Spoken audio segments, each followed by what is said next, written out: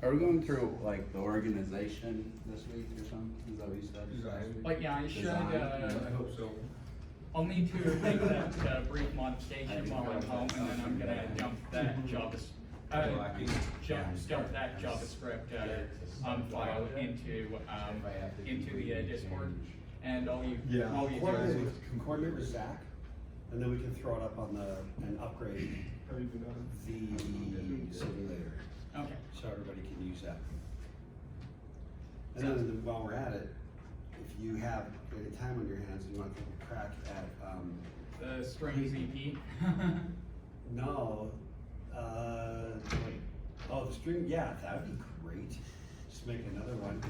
The problem is I'm not. I'm a complete and utter noob at JavaScript right now. Yeah, so. yeah, fair enough.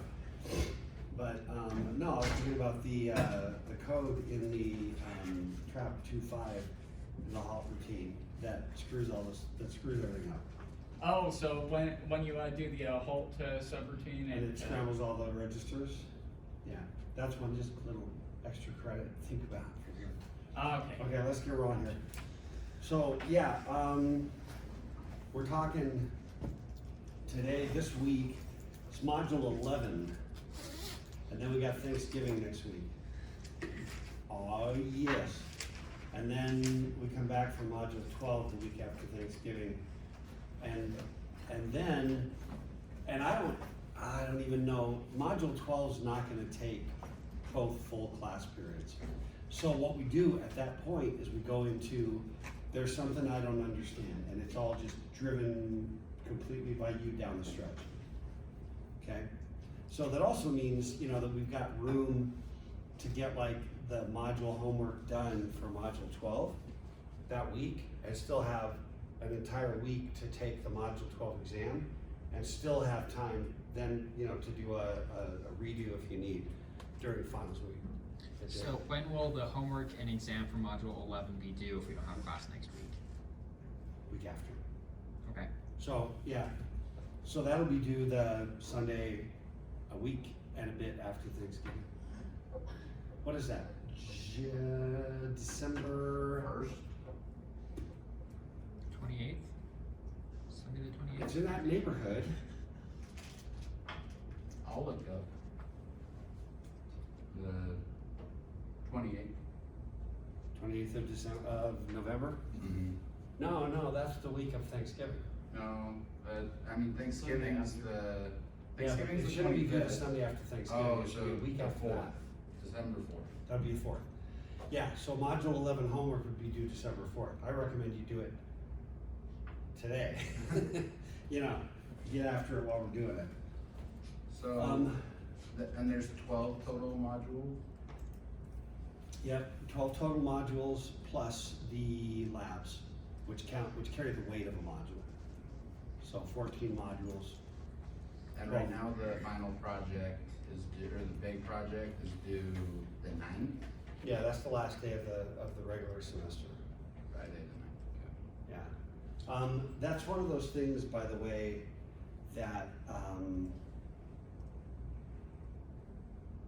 there's a policy. I'm not Mr. Policy. It comes as no shock to you. I think a lot of policies are optimized to things other than the prime directive. You know, like, I mean, there's a lot of policies that have nothing to do with what it is we're trying to do, and I don't like those. This one I happen to agree with. The idea is, if everybody wants to be generous, if every teacher goes, yeah, no, it's okay, just suddenly you've got all your projects due at the end of finals week. And now you're trying to study for your finals, but just human nature being what it is, you push stuff off, and next thing you know, you're crashing and burning in all your classes. So it's a desire to say, the work of the semester you get done while the semester's happening, and then finals week is for exams. And I happen to agree with that. So just, you know, get after it. I mean, you have all the skills right now, and we'll talk about the kind of how stuff works, but we're also going to talk about the project today and Thursday, a little bit more about how to maybe think about designing it. And we'll walk through it, okay? but you have all the skills you actually need right now to do it. And so if we go through all that today, then you've got Thanksgiving week to pound it out. You need about, plan 10 hours total. And you probably, if you've been doing the homework and are up, then you're probably gonna be just fine. If you're crashing and burning on the homework, you will crash and burn on the project. This probably goes without saying. Oh, and can I say one other thing? And I don't know if this has to do with anybody who's sitting here, because I get a lot of requests on Discord and I don't know, who you are in real life. I have had over the last 2 weeks a small mini flood of, Dr. K, I got real busy, can I do the homework later? Can I do the homework after Sunday? No, don't ask me that question. If you got COVID, yes. I mean, dead serious, if there's actually something going on, and you got COVID, your wife got COVID, your grandpa died and you had to leave town on Sunday when you were trying to get everything wrapped up or whatever. I mean, crap happens and that's okay.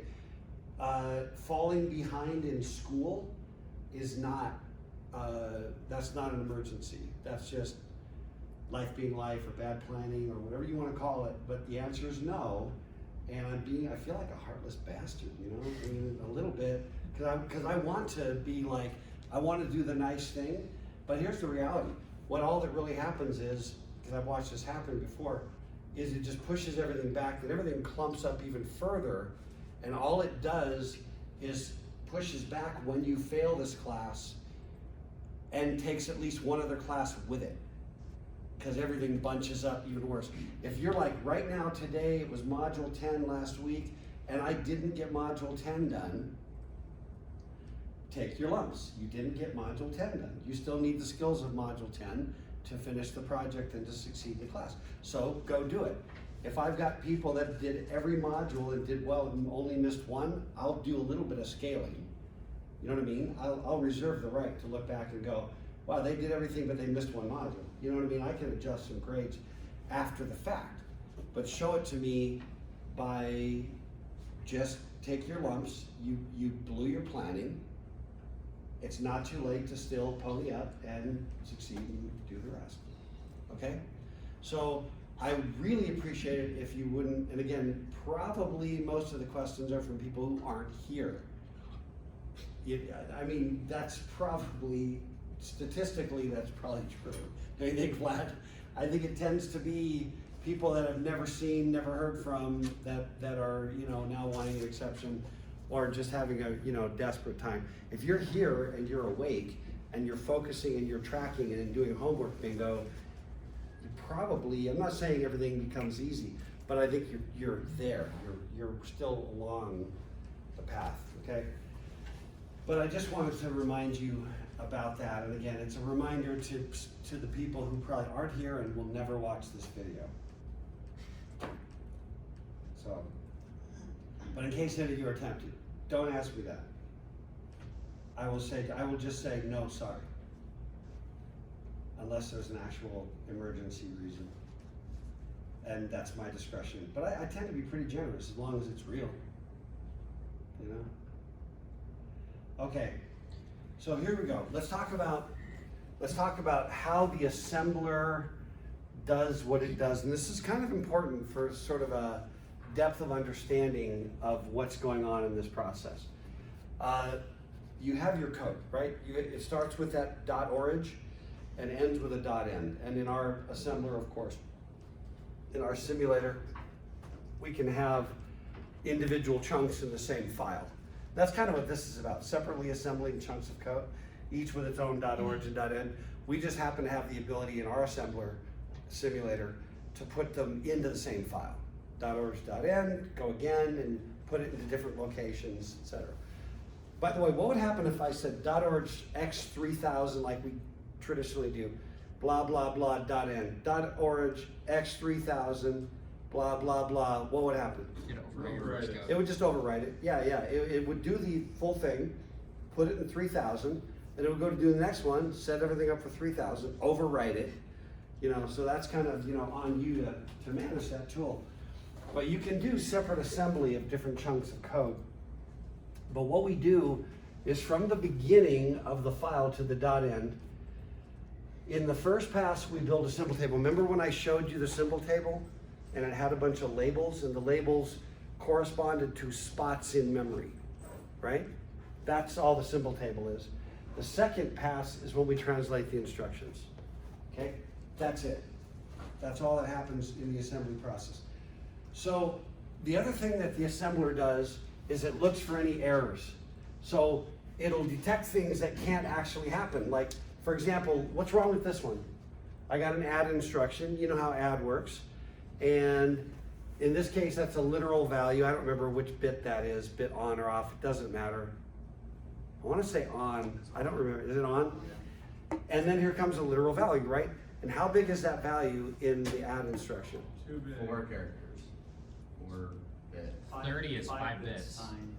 I think it's 5, right? 5. Is it 5 bits? Yeah.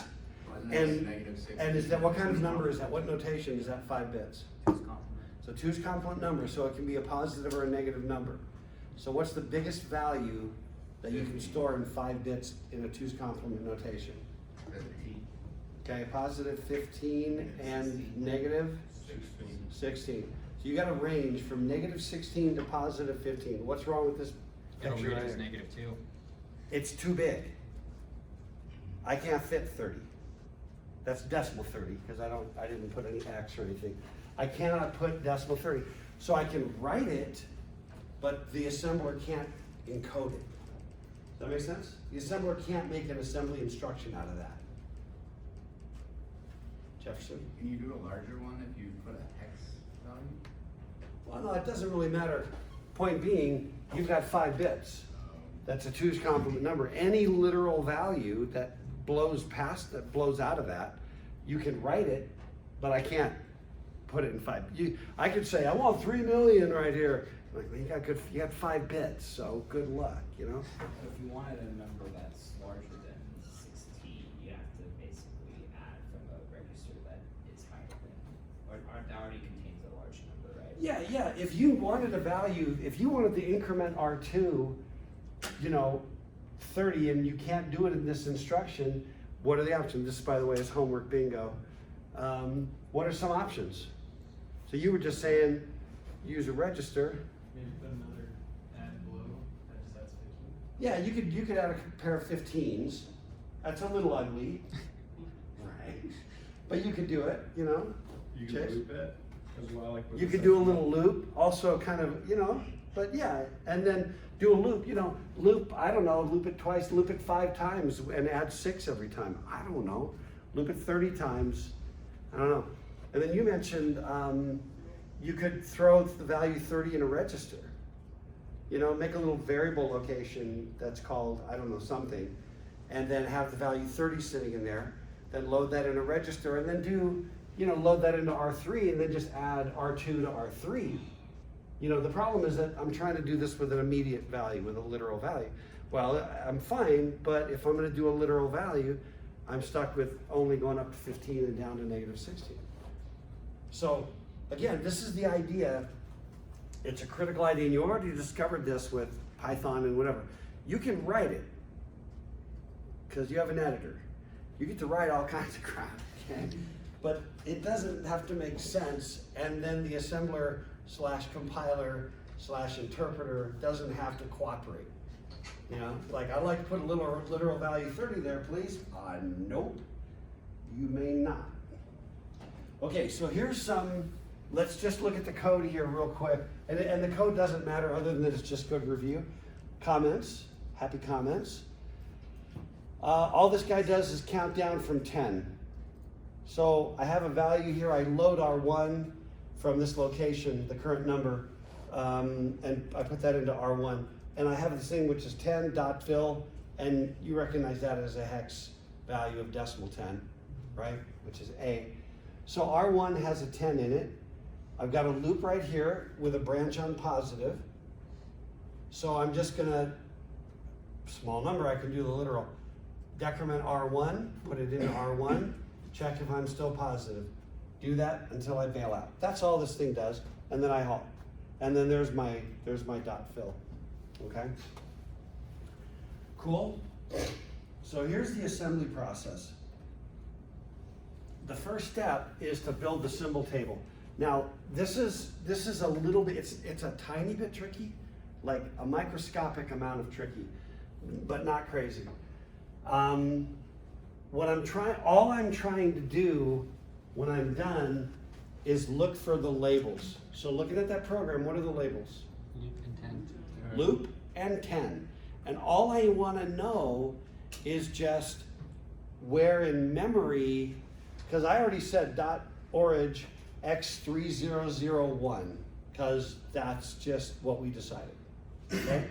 Now what that tells me is this is going to go into memory at location 3001, right? That's where that's going to be in memory. This is going to go into O2, which means that has to be the value of loop. That's it. That's O3, O4, and that's a spot in memory, okay? There's a homework question, isn't there, about something like this?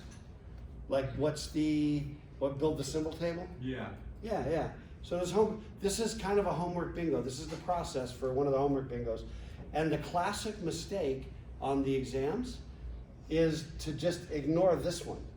You get to the halt and you stop, not you, but people who aren't here. You get to halt, then you just stop. But no, the .fill puts a 00A in memory, and this 10 is part of the label. That's one of the labels you gotta be thinking about. So O1, O2, so loop should be O2, O3, O4, and O5. So that label 10 should be equal to 3005, loop should be equal to 3002. You can see it just looking at it, right? Now, the challenge is, then the reason I use this is like a PC, we call it LC for just like a label counter. I don't know, LC, I think we think of it as like a label counter. But here's what we do. We look at this one, we look at that first line. What do you're the assembler. Look at that first line, you're building a symbol table. Yeah, Jefferson. Oh, okay, thought you had your hand going. Okay, what do I do with this one? Nothing. Nothing, throw it away. How about this one? Nothing. Throw it away. What about that one? Nope. Okay, what about this one?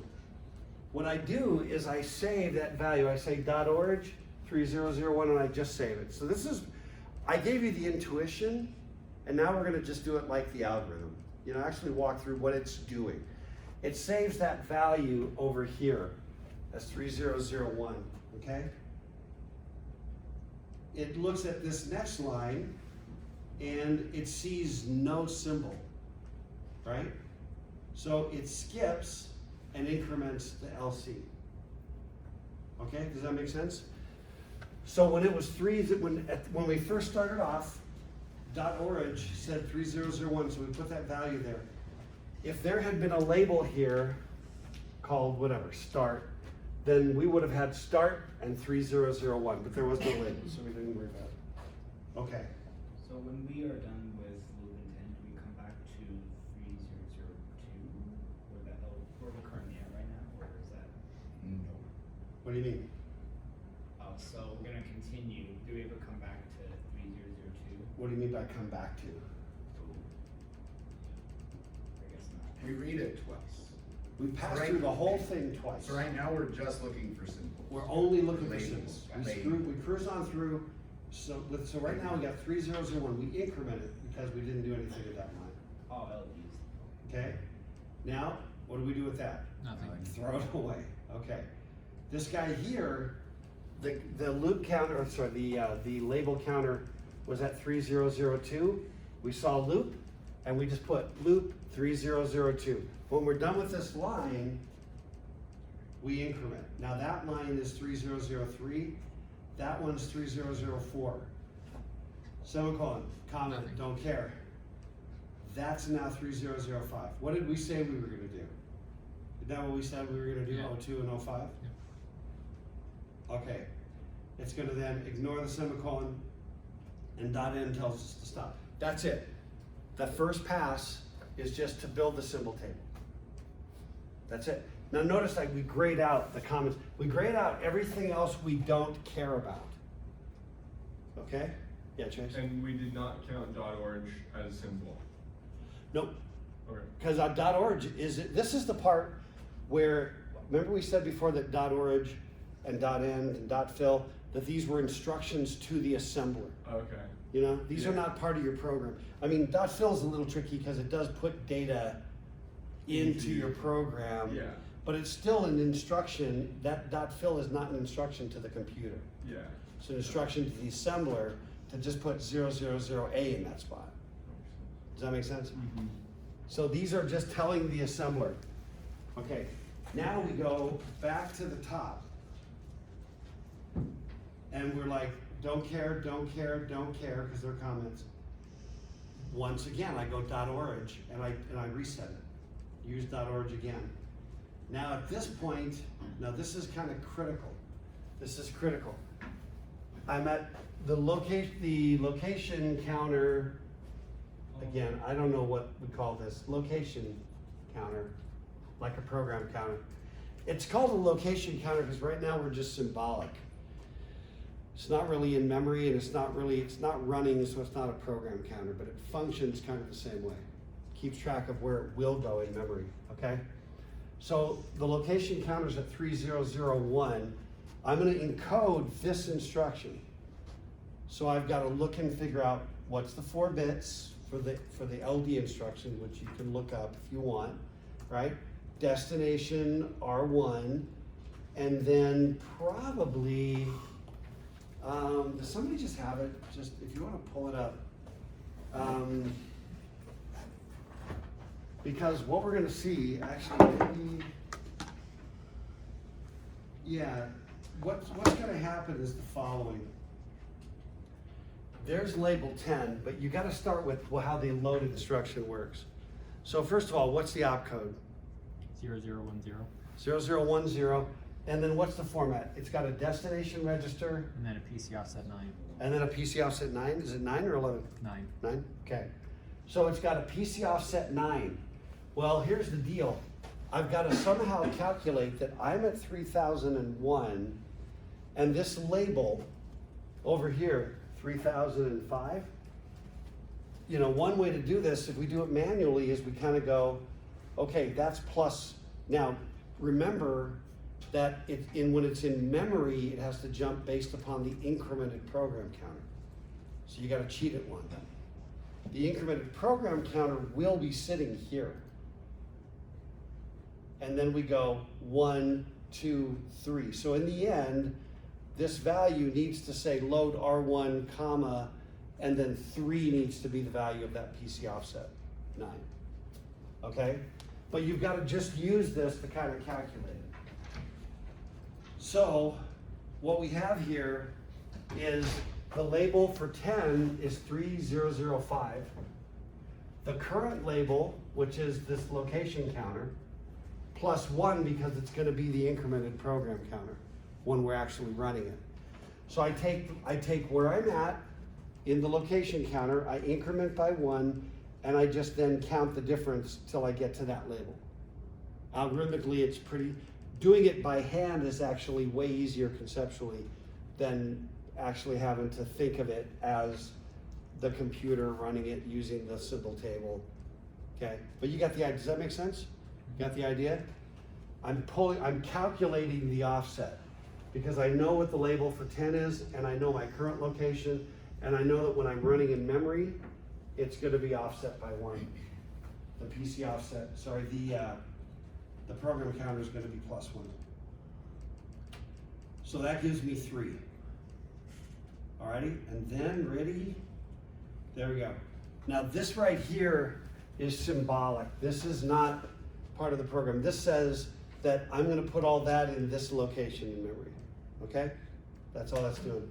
So that's the load instruction, register 1, PC offset 9 is 3. Now you're back to the part you understand, but that's the bridge. That's the connection between here's what you wrote in assembly and here's the machine code that gets generated, okay? When you start that way. Okay. Consume the next comment, I don't care. All right, now at this point, by the way, I don't care about the label on this, you know? I only care about labels at this point when they're out here as operands. I don't care about that label over there. So now I do an add, which is right there. Add is 0001, R1, R1, and -1, right? So there's R1, R1, that says literal, and that's a -1. Okay?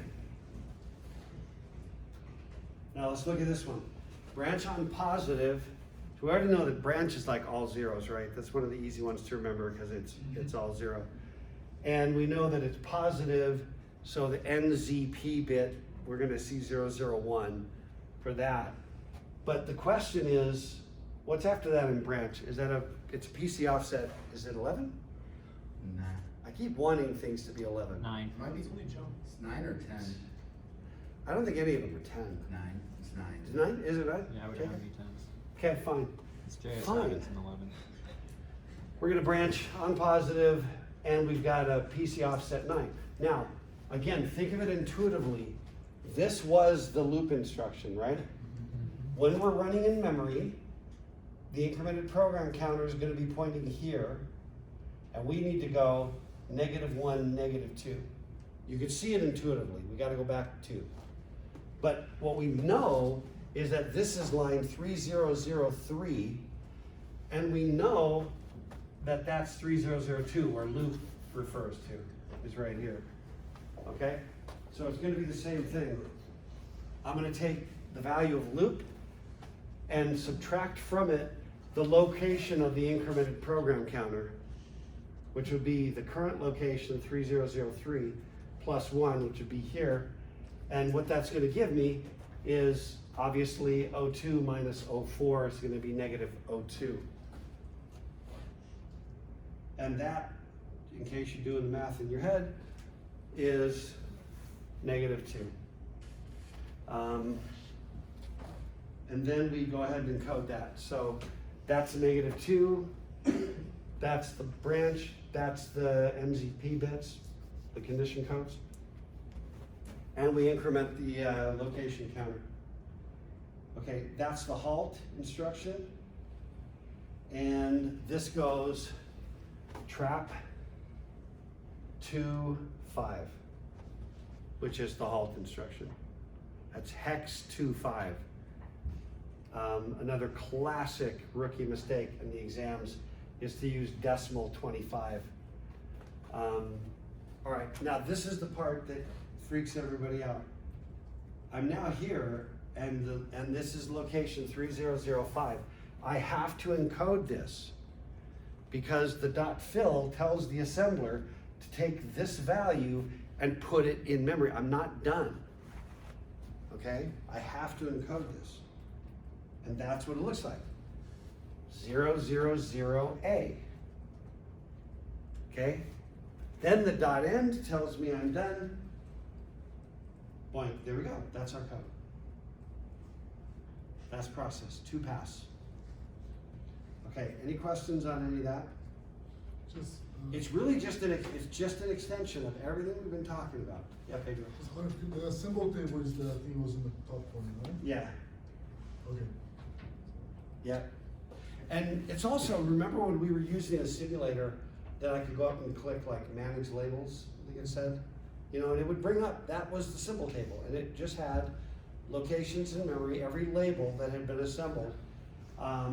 And that, you know, you don't have to keep that with you, but the assembler does that just so that later on when you want to set breakpoints or jump to some location or search for some place, you know, some subroutine you wrote or whatever, it can go find those symbols. So for question 2, it asks us to create symbol table entries generated by the assembler when translating. Would Yeah. you just make the symbol table for that, or would you all of that? No, what's I think the question just says just make the symbol table. Okay. So just to make this correct. Yeah, yep. All right, and then once you've done that,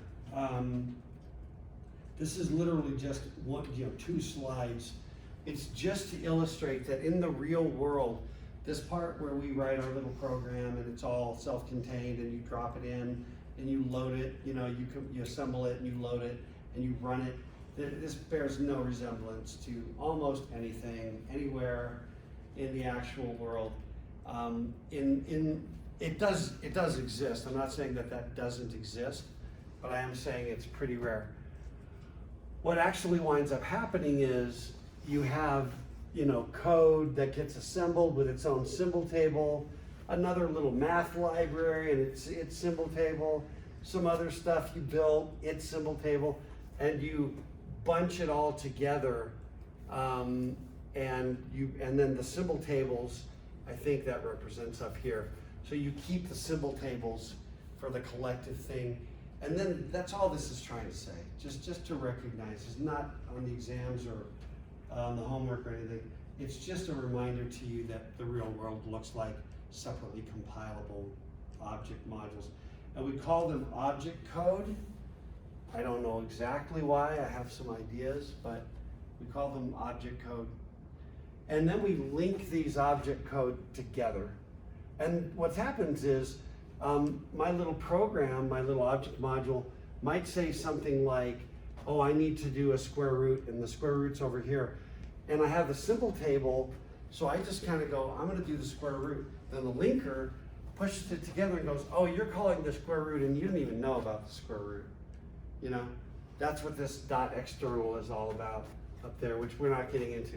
But it's a way of saying, hey, I know there's a square root, right? I don't know where it is.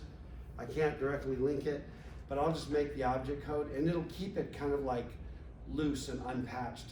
Then when it links it all together, it'll patch it up. Like, oh, you were talking about the square root function? Yeah, that's actually, I'm gonna put it in memory over here, so I'll take that memory address and I'll plug it in here when you do your subroutine job. That kind of thing, yeah. This might be jumping ahead, but, so is there a way when writing assembly to have the origin be relative? Yeah. Yes, in fact, it is most common to not say stuff like .orig 3000 because typically you just build your code. Maybe it's like main, like you do in C. And then you just leave it as object code, and then having linked, see the linker right there? Link. Then there's still no hard-coded addresses. Then there's a thing called a loader, which is part of the operating system. And the loader, when you double click on the icon, the loader says, okay, let's go put you in memory. And there's a lot of spots where it's like relative jumps and various things, hard-coded, whatever. And it's like cleans it all up. So when you're actually in memory, then we can use actual addresses. But when I was assembling you, it was all symbolic. So yeah, and it is ahead, but there's only 2 slides and we're off this. So it's like, it's ahead, but not really that far ahead, and we're moving off of it anyway. So it's a great question. So yeah, this is all we really said, kind of for your reference, right? Multiple object code files, we link them together. And then again, what we didn't say here is those is the loader that puts that stuff into memory. Our world is a very simplified world in the LC3 simulator, okay? All right, let's talk about some problem, a little bit of design, some problem solving. Let me see something. I want to just see. Yeah.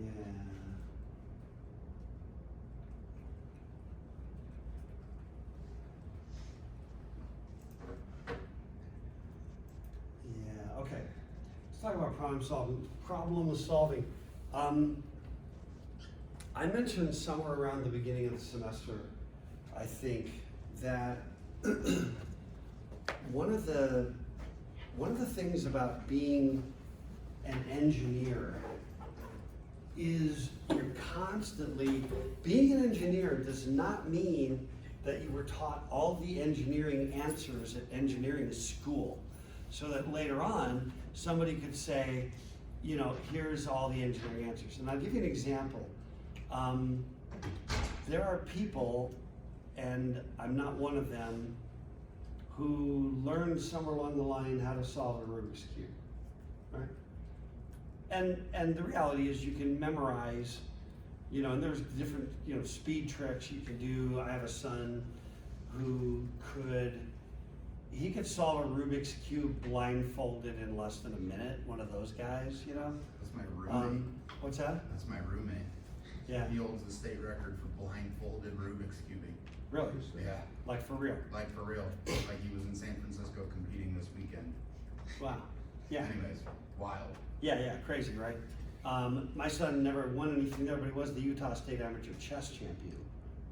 You know, when he was 18, you know, kind of. That probably matters more than Rubik's cubing. Maybe it does.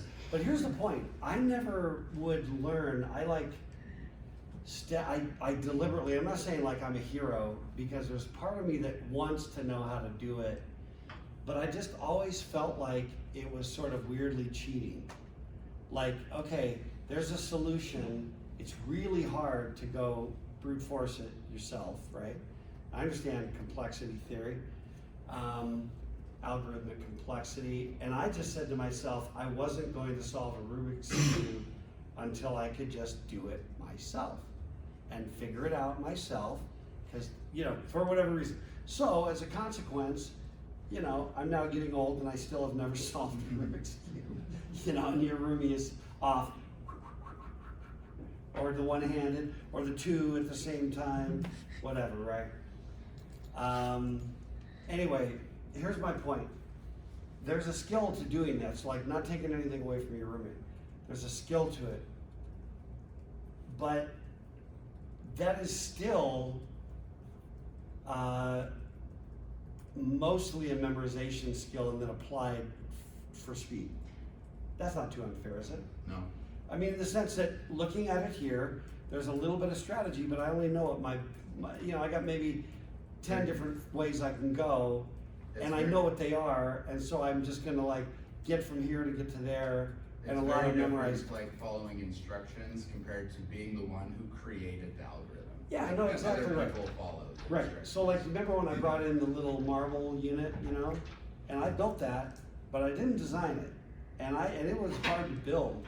You know, I mean, like I told you, it took me like, I don't know, like 30, 40 hours, I think. I didn't have anything else going on at the time. It was like Christmas break and I had a bunch of downtime. So that's cool that I could follow instructions that carefully. But you know what's really cool? Designing that thing in the first place. Holy crap, that blows me away. That really blows me away, the designers, you know? So I don't confuse the two ideas of what I did there by building it, and it turns out that Roker, the brand of that puzzle, ROKR, the instructions are so good. They're so dang good. In fact, I just recently built another Roker. It's like a pirate's telescope, about this big, all made out of wood and functional. There are two pieces of plastic for lenses, but it's actually a functional telescope made out of wood. It's rocking, man. It's still rocking. And that wasn't as difficult as the marble thing. The point I'm getting at is engineering work is not like building the pirate telescope, or what do you call it? It's a telescope puzzle, or the marble puzzle. That's not engineering work. Okay? Engineering work is designing the puzzle. Orders of magnitude. And you don't just go, oh yeah, I remember in that one class that I learned how to solve, or I learned how to design telescope puzzles, and now I really want to design binocular puzzles, but dang it, I never had a class on that. You'd be worthless. You would be absolutely worthless as an engineer if you could only do something that somebody had taught you, specifically that thing, right? You understand that when you go get jobs in industry, that they're not paying you to do crap that's been done before? They can buy that.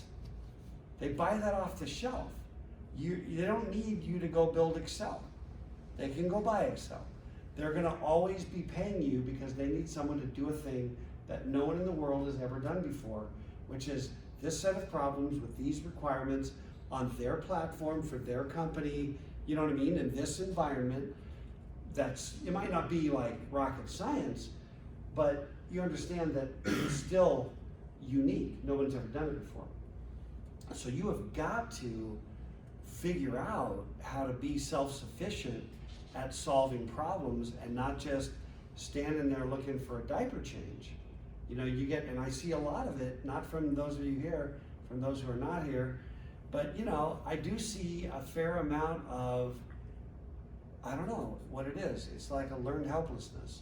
It's like, I think you're so used to, again, you broadly, I think that sometimes you get so used to all the questions anyone ever asks you are like bite-sized regurgitation that fit in a multiple choice question.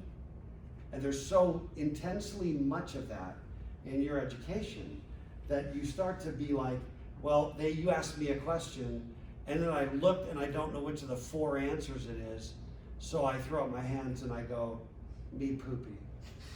And then I just wait for someone to come by with fresh Pampers to give me a diaper change, you know? Seek it out. But the reality is, there's a process of saying, well, because here's what happened, it shocked me the first semester that I taught this class here, which was 3.5 years ago.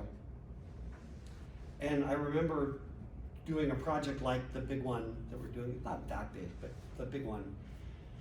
And I remember students saying to me, well, I don't even know where to start. And that is about the dumbest thing. They're dumb questions, you know, there are no dumb questions. That's not true. There are dumb questions and there are dumb statements. And a really dumb statement for somebody in a field like computer science is, I don't even know where to start. Don't confuse that with, I don't know how to finish. Because I've written your final project twice. And I'm gonna do it again at some point using jump tables. And I don't know how I'm going to finish either. But I do know where to start, and I'll start making sure my input works, you know, right? I'll start by printing a message to the right? You can at least start somewhere, Brandon, and then Court. So the first time I taken a class from you was like what? I don't know, it was 2 years ago? Was it? It was like maybe 2 years ago. Same speech? Same speech, and ever since then, I've caught myself, like, I'll actually say that, like, I don't even know where to start, and I'm like, I'm stupid, I do know where to start. Dr. but K would say, I do know where to start. Every single time I say it, I think of you saying and it's okay to not know how to finish, or to even know what your second step's going to be. But damn it, there's a first step and you know what it is. You know? Have you been here? Have you done anything? Did you read anything? Have you been awake at all? You know what I mean? It's like, what's the one thing you can do? But I do think that there's a skill of just being confident to say, I don't know, but I'm gonna break it down.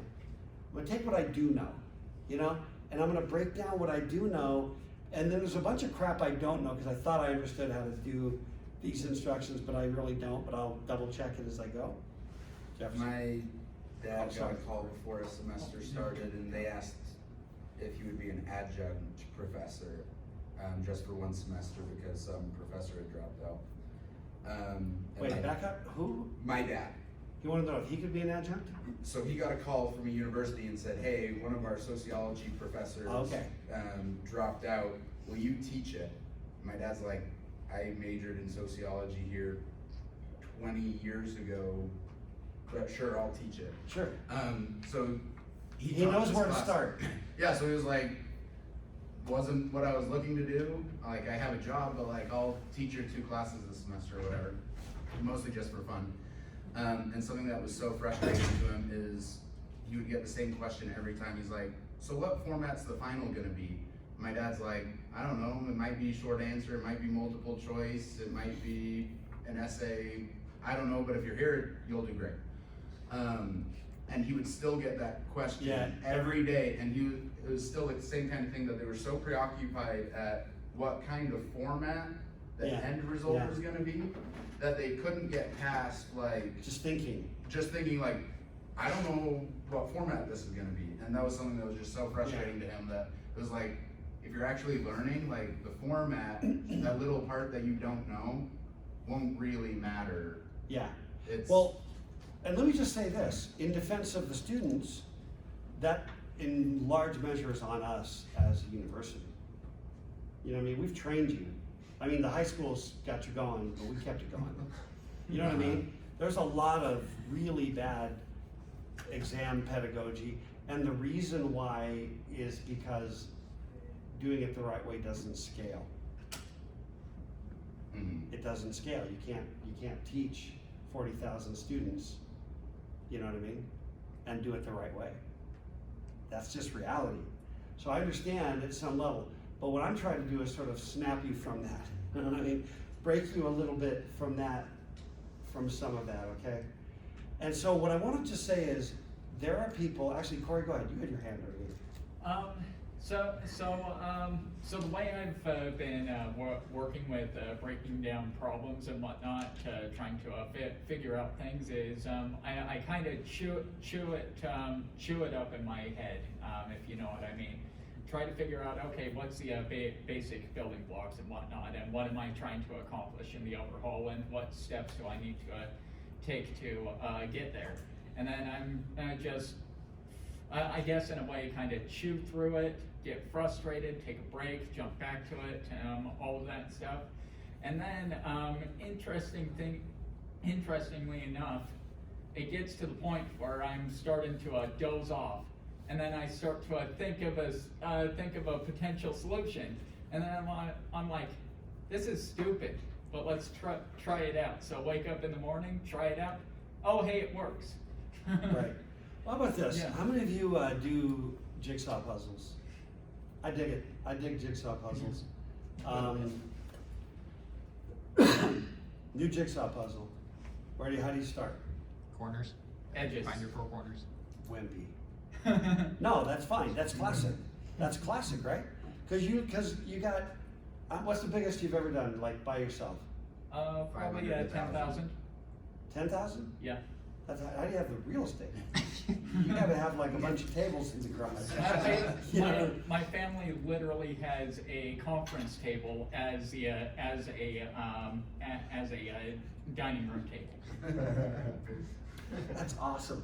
Of course, that's what happens when you have 10 bodies in the same household. Yeah, the biggest I've ever done by myself is 2,000. But here's the point. Any 2 pieces you put together reduces the complexity of the remaining puzzle, right? And engineering work is basically puzzle work, okay? Now, there are some classic things you can do. The classic one is start with find the corners, do the edges, right? Then you've got this framework. My new thing, I don't know, about a couple years ago, I stopped doing the edges first. Like, I do the edges only when I'm working on something and it just spills out and subsumes the edges. And then I get this like little buzz, because when you start with everything edged, it's like premature celebration. Because you feel like you got something, there's closure. You always miss a couple, like how did I sorted the pieces and I'm still missing. But when I start with like a certain color or there's a building or there's a person or there's a chunk of the puzzle, then when it spills out and then encounters the edge, then there's like this intermittent reinforcement that makes me feel like there's some weird little mini closure, and then I can jump on another part and there's mini closure coming. Well, otherwise there's no closure until the whole thing's done, you know? What I'm getting at is you have these strategies, and the strategies are designed to reduce complexity. You don't need to solve the whole puzzle in one bite. You take a piece and you look for, and you know, you've done this, right? You have puzzle buddies. You like, you know, somebody's like hogging all the red. You're like, no, you're only hogging all the red. No, I'm doing the red. And you're like, it's a big field of red flowers, man. You can't take in the reds, you know? But the strategy is to reduce, all the strategies are designed to reduce the complexity. Some people naturally do it, and some people throw up their hands and go, I don't know where to start. But everybody can get better at it. That's really my point, that everybody can get better at it. And this is why engineers, on balance, are just better at fixing things. It doesn't matter what kind of engineer you are. If you're a programmer, you're going to be better at fixing the microwave oven than your sociological dad. You know? I mean, really. There's something about being an engineer because you're not afraid of what you don't know. You just dive in. Here's a true story, and then I'll move on. I was living in California. It was 88, I was working at HP, and the lawnmower broke. It was just, you know, an old, this was 1988, so whatever lawnmower tech was at the time. But I pulled it and the little rope unit just snapped. And I could tell by the length of it that it snapped pretty much down, you know, by the little thing. And then of course, snap back, or I flip, flip, flip, flip, right? And then I'm just sitting there stuck. So me being me, I just grabbed my tools and I started taking the lawnmower. It wasn't my lawnmower, by the way, also. It belonged to the landlord. But I started taking the lawnmower apart, and my wife rolls by and she's just like, I think you need to call Mr. whatever, the owner of the house, you know. I'm like, I got this. And she's like, I really think that you should probably not take apart his lawnmower. And I was like, look, it's gonna be okay. I know what I'm doing, you know? And she's like, so she kept passing by every 5 minutes, telling me I shouldn't be doing it. And finally I just said, you know what? I'm an engineer, so why don't you just back off? And she goes, you're a software engineer, that's a hardware problem. You're out of your depth, right? And it just like storms off, you know? And I did fix it. I did, because at the end of the day, it's like a little bit of mechanics, a little physics, you know? And take it slowly, take a piece off and put it in order, right? Until you get down to the part, put a new rope, went down, figured out what kind of rope, how much I need, go down to the hardware store, get some new twine, blah, blah, blah. Vroom. But, you know, and I was out of my depth in the sense that, you know, I'm a software engineer, not a hardware engineer. But there's something about just being curious about how things work, and curious about, you know, how to break things, how to build things, how to take things that are complex and break them down into smaller chunks. Because you can't build, think about any random factory, drive by, like, you ever go like north of Salt Lake? There's like all these refineries, it smells horrible up there. But you know what I'm talking about? It's just pipes going everywhere, and you're like, but here's the moral of the story. Nobody just sat down and just said, we need an oil refinery, and just started drawing pipes. And just drew it out of their head. They didn't. They started with, you know, some basic ideas, and then they tried something, and that one thing was causing a problem. That thing got too hot, we need a cooling system. Now we jimmy a little cooling thing. Look at just like car engines. I mean, these things are the result of decades of evolution. That's why earlier cars are very simple when you open them up and look in the hood, you know? Or look inside a 50 Chevy, you know? It's just this block, you know? And it's not very big. And then you look inside of any random car today and you don't even dare, you don't even go, don't even touch. But, you know, back when I was a teenager, you know, you would just dive in because you could. Yeah. I mean, you still can basically dive into modern vehicles even now if it's replacing a certain part. And we have Yeah. so many YouTube videos. And there's You can lots look of up a YouTube, YouTube yeah. video on just about everything Everything. mechanical. Yeah. That's true. Yeah, Chase. So I had a friend who said like they had a accounting person that was like an entrepreneur come talk to them, and he said like, I got my accounting degree, but like the industry is changing so fast that what I learned now, like the things they're teaching you now did not exist. Like even my brother is a chemical engineer, and the year he left, they added something new to the curriculum. Yeah. So like, how do you keep up over time? Yeah. Because or like catch up to 60 years of evolution in a car, and then like, okay, I'm entering the workforce. Like how do you like Yeah. catch up to that information? Well, one of the things with cars is stuff becomes more modular. Okay. There's an entire component. You're no longer down to the level of like gapping your spark plugs. You're just replacing this module. Okay. You know what I mean? Yeah. And you've also got a lot of computer. You plug in and the computer tells you which part to replace. I mean, Yeah. a lot of that complexity is enabled by, you know, by computers. But no, in the field of CS, you have to be ready to be obsolete, like constantly, to feel stupid all the time. How do you mean? What's that? How do you mean? You know how many things have shown up since I finished my undergrad degree? That didn't exist. When I was an undergrad, there were no courses on networking or data communications. Yeah. let alone web dev, right? Yeah. Let alone JavaScript, let alone C#, C++. We barely had C. Smartphones. No smartphones, no app dev, no web, Yeah. no browsers, no web dev. Desktop computers cost like half a year's salary. Yeah, not PCs though. But I'm just saying that almost, there was no AI, there was no machine learning, there was no, security wasn't a subject, Yeah. wasn't a topic. So I they mean, took it down. it's like 90% of this field, 99, if you look at it from the right perspective, didn't exist. So what do? What do you do? And the answer is constantly learn. And then constantly figure crap out. Yeah, Pedro, and then Jacob. I'm taking web class right now, and JavaScript is newer, but TypeScript is like, because it's much better than JavaScript now. People are kind of shifting towards TypeScript. And if you stay to the JavaScript back, even though it's still widely used, in a couple of years, people migrate more. That's right. Everything's gonna change. Completely obsolete. I was gonna ask if there's anything that's come out since 85 or 90 that is now obsolete. Yeah. What's that? It's not quite obsolete. What did it say? Said JavaScript. I mean, is there any web browser, okay, Flash.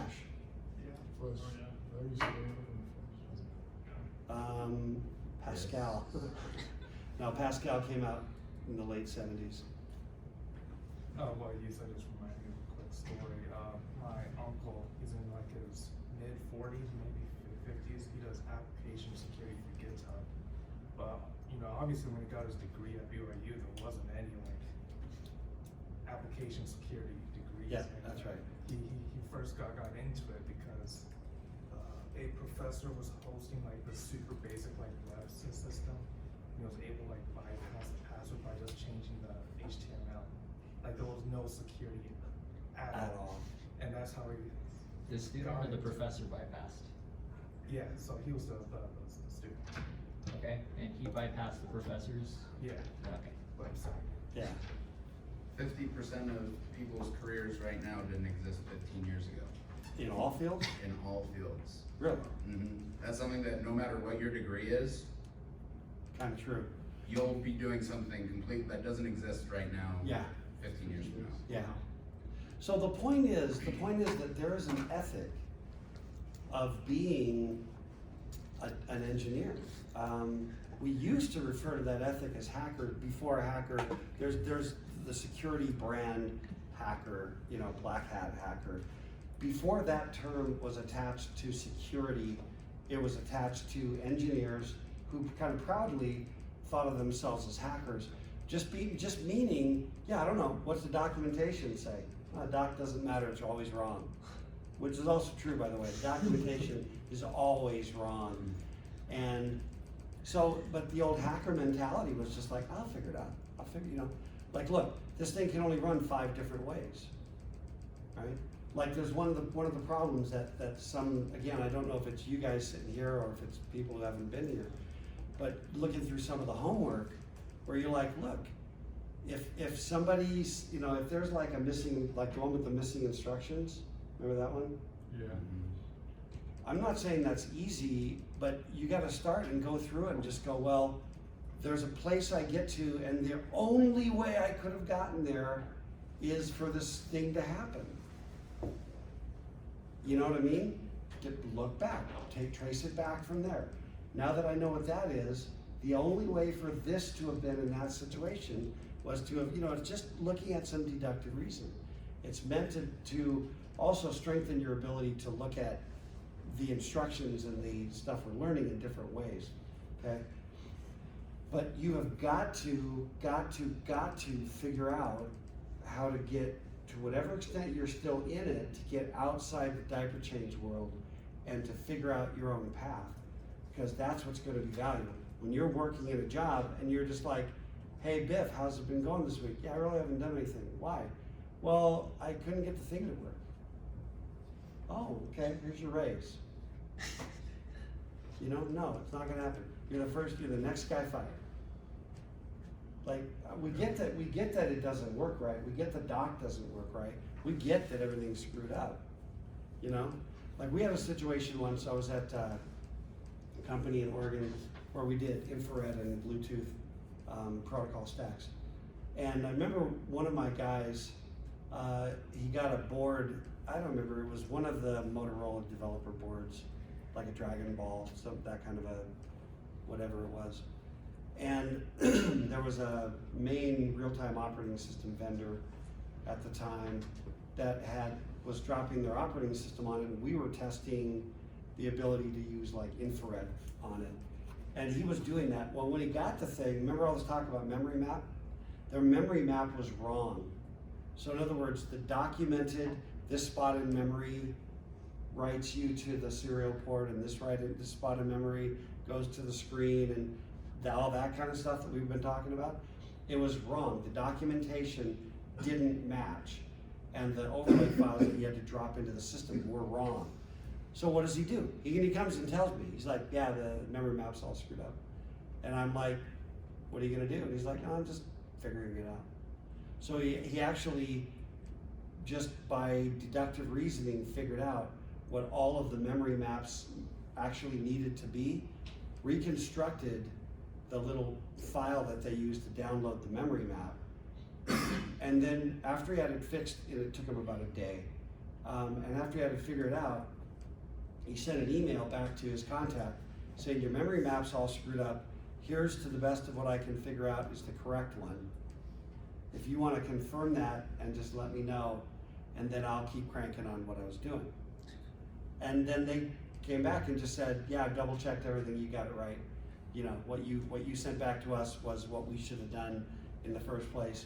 And meanwhile, he jumps back into what he was doing. Okay, that's what engineers do. That's what engineers do. Yes, it's broken. Yes, figure it out, okay? It is attitude, okay. One of the things that we do to make your life more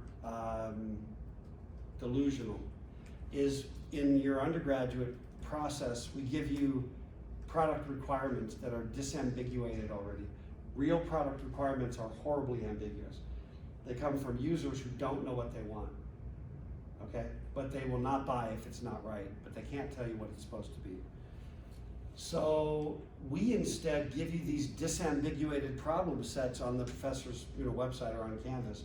And if it's not, if it's actually ambiguous, you get real pissed. You know, like, because again, we set that up because your grade's gonna depend on, that, and then we don't do our job, right? So, did I show you this already? You need this in your life. Hang on. He's not like other kids. What do you mean? Yesterday, I left him alone for a minute, and he disassembled the TV, our clock, and the stereo. That's perfectly normal. Kids take things apart. Oh. The part that worries me is he used the components to build a ham radio set. Oh dear. Is that bad? Normally I'd want to run an EEG on him, but the machine isn't working. It's worse than I feared. What is it? I'm afraid your son has the knack. The knack? The knack.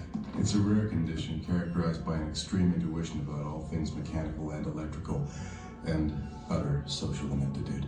Can he lead a normal life? No. He'll be an engineer. There. Don't blame yourself. Stings just a little, doesn't it? Just a little bit. No, I embrace that. You gotta embrace it. You gotta live your life, do your thing, but you do have to embrace a little bit of that. Social ineptitude, that's me. Everybody's got some of that. So, yeah, there's Gilbert anyway. So, what we're gonna talk about right now for the next 10 minutes is systematic decomposition. You don't need to worry about the term. We sometimes call it stepwise refinement. It really just says, look, you've got a problem to solve. How are you gonna do it? Well, you don't chew the entire thing and you don't bite the whole thing off at once and expect to just swallow it. You've got to somehow start by just understanding the problem. We call that disambiguation. That's just from ambiguous, right? Ambiguous meaning, ambiguous. No, I'm just making it up. But it does have to do with having more than one way of sort of viewing it or interpreting it or whatever. Disambiguating it is just getting down to what is the problem really that I'm trying to understand. Articulating potential solutions where I'm going to break it down and then I kind of look at these different solutions, try to figure out the relative merits. It's the same idea that if I look at a puzzle, I realize that there's a bunch of ways of breaking it down. I can look at it as edges, I can look at it as colors, I can look at it as shapes, I can look at it as features by looking at the box, you know what I mean? Based on the features, go for the horse, go for that massive 1,000 pieces of green grass, And you've got different ways that you do it. Everything that you go for, you got to look at as a way of refining it. So, for example, how many of you have already read the little large program project? How many of you have looked at that already? Maybe half. Yeah, Corey. I was just raising my hand to say I have. Okay. But you know how what that project asks you to do is prompt the user.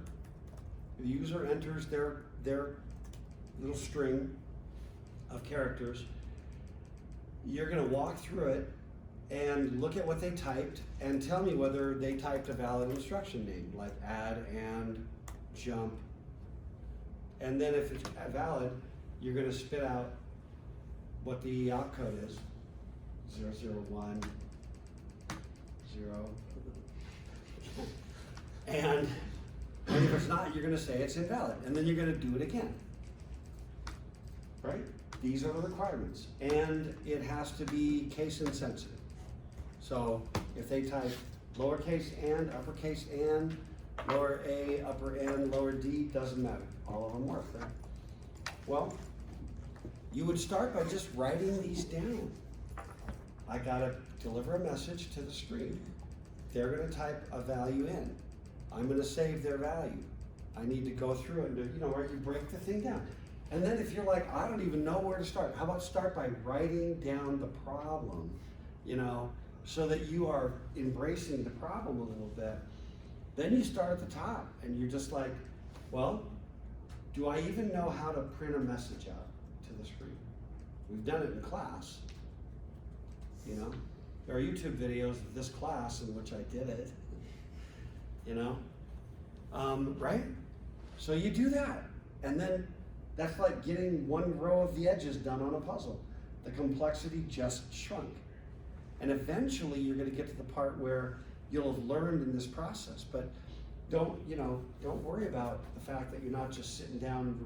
There's something about the movies, there's always like some hacker guy, who's always like, and it's just all fraudulent. There's nothing really remotely like that, not really.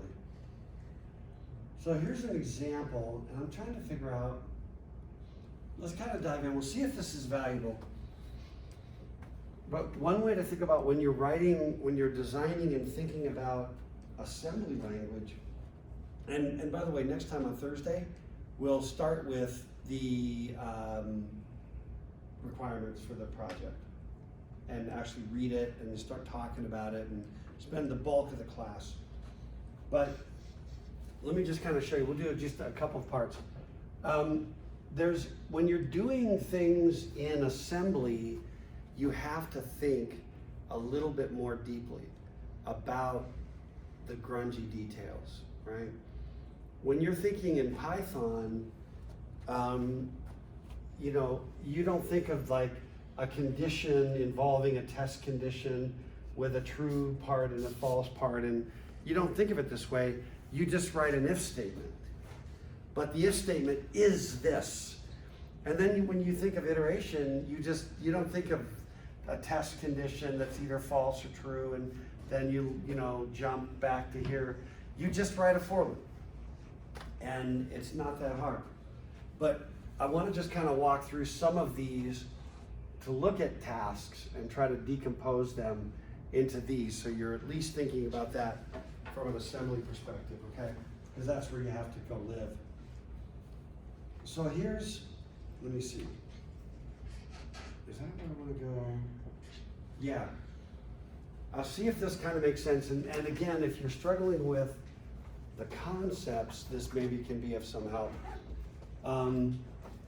In these different situations, I'm gonna break these apart and look at each one of these.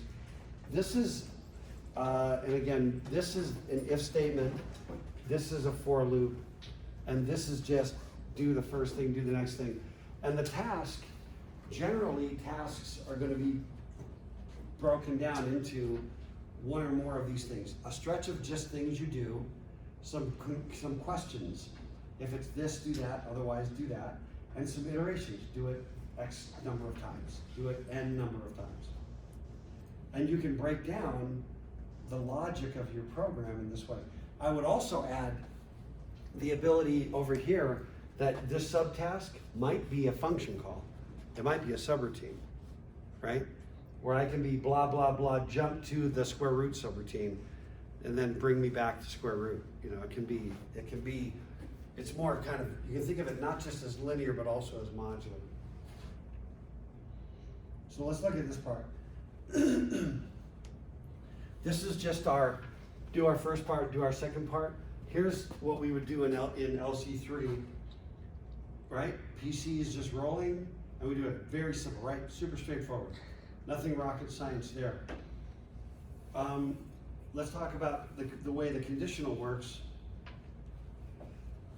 We'll do it where it's true, okay? If then else statement just kind of goes, there's your test condition. For right now, I'm just gonna walk through on the left. Test condition, if it pops out true, I do the true subtask. If it pops out false, I do the false side, straight up. Now let's look at that from the perspective of what we're writing in assembly language, okay?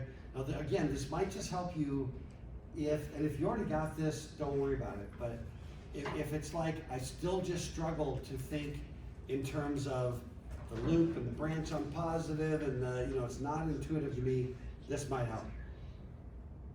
And then the PC just sort of reflects the fact that the program counter's going, okay? I generate the condition. At this point, notice what I'm doing right there, that instruction B2.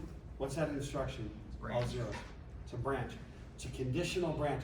The question mark refers to the NZP bits. And then X is where I'm going to jump to. So in the case where it's true, I jump around, okay?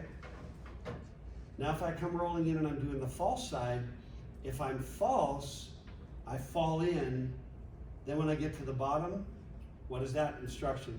Branch NZP. Unconditional. Jump me all the way around, okay? So again, if you're struggling with turning an if statement into assembly, this is the pattern, okay? The other thing to keep in mind is that one of the things that we're teaching you in CS is not everything you're gonna know till the end of your life, but patterns. Like conditional statements are patterns.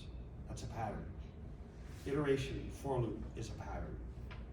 You know, all the different things we're talking about are basically patterns. Okay, let me do the iteration real quick, and then we'll wrap up. Again, on the left, test the condition. If it's true, we loop through, and when it's false, we jump out. So backing it up. Set up my condition. That is a branch on some condition. And let me see, branch.